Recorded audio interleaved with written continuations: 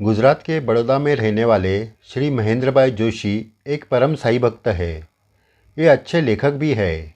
उन्होंने महाराष्ट्र के शेगांव के प्रसिद्ध संत परम पूजनीय श्री गजानन महाराज इनका चरित्र गुजराती भाषा में अनुवादित किया है। उनका एक सही अनुभव आपको सुनाते हैं। श्री महेंद्र भाई अपने परिवार के साथ महाराष्ट्र में विभिन्न तीर्थ क्षेत्र का दर्शन करने के लिए आए थे। दिनांक 22 फरवरी 1979 को महाराष्ट्र के नासिक से शिरडी जाने के लिए बस स्टेशन पर खड़े थे। उनके साथ उनकी पत्नी, बच्चे और उनके कुछ साई भक्त मित्र भी थे। बहुत देर तक वो शिरडी जाने वाली बस का इंतज़ार करते रहे। दोपहर का वक्त था। हमेशा की तरह महेंद्र भाई मन ही मन सही नाम जाप कर रहे थे। इतने में उनकी नज़र सामने गई और वो चौंक गए, क्योंकि नज़र के सामने ही दूर पर प्रत्यक्ष रूप से श्री साईनाथ महाराज खड़े हुए उनको दिखे। शरीर पर कफनी, सिर पर बंधा हुआ कपड़ा। आगे जाकर उनके चरण कमल पर सिर रखने की उनकी मन की तमन्ना जाग उठी। तब उनके मन में ये भी विचार आया कि अभी तक शिरडी जाने वाली बस क्यों नहीं आई। ये विचार मन में आते ही दूर पर खड़े हुए बाबा ने आवाज़ देकर कहा, शिरडी जाना है ना, फिक्र मत कर, वो सामने जो खड़ी है ना, वही बस 1 घंटे के बाद शिरडी जाएगी। बिना कुछ पूछे उस फकीर ने ये बात महेंद्र भाई को बताई थी। वो दंग रह गए। ये श्री साईं बाबा ही है, इस पर उनका विश्वास होने लगा। और कुछ सोचते तभी बाबा ने पूछा, मुझे एक कप चाय मिलेगी क्या? महेंद्र भाई हाँ बाबा ऐसे कहकर बाबा के चरण छूने आगे बढ़े। तभी अचानक एक बस महेंद्र भाई और बाबा के बीच में आई। बस आगे निकल गई तो वहाँ बाबा नहीं थे। महेंद्र भाई हैरान हो गए। महेंद्र भाई ने यहाँ वहाँ देखा, वहाँ कोई नहीं था। उन्होंने पूरा स्टेशन छान मारा, मगर वो फकीर कहीं नहीं मिला। महेंद्र भाई के आंखों से आंसू बहने लगे। वो एक बच्चे की तरह रोने लगे, क्योंकि उनकी साई माँ उन्हें दिख नहीं रही थी।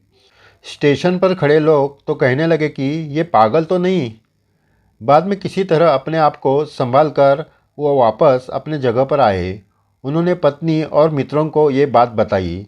सभी हैरान थे। 1 घंटे बाद बाबा ने बताई हुई बस ही शिरडी जाने के लिए उनके सामने आकर खड़ी रही। महेंद्र भाई की फिर से आंखें भर आई। सैनम लेते लेते वो सब बस में बैठ गए। कुछ घंटों बाद सभी शिरडी में पहुंच गए। महेंद्र भाई के दिल में वो बाबा की छवि बैठ गई थी। रात में समाधि मंदिर में बाबा की मूर्ति देखकर उनको मन ही मन दुख होने लगा कि उन्होंने बाबा के चरण स्पर्श नहीं किए। अगले दिन सभी ने समाधि मंदिर में बाबा का दर्शन किया और कुछ खरीदारी करने के लिए सब बाहर निकले। सभी कुछ ना कुछ सामान ले रहे थे। तब महेंद्र भाई को चाय पीने की इच्छा हुई तो वो उनके छोटे बेटे को लेकर एक छोटे चाय के दुकान के पास गए। दुकान वाले से चाय का ऑर्डर देने ही वाले थे तो उनके सामने अचानक वही फकीर खड़ा दिखा जो नासिक में दिखा था। महेंद्र भाई एकदम कांप गए। उनको विश्वास ही नहीं हो रहा था। वो कुछ बोलते, इतने में वो फकीर बोला, मुझे चाय मिलेगी क्या?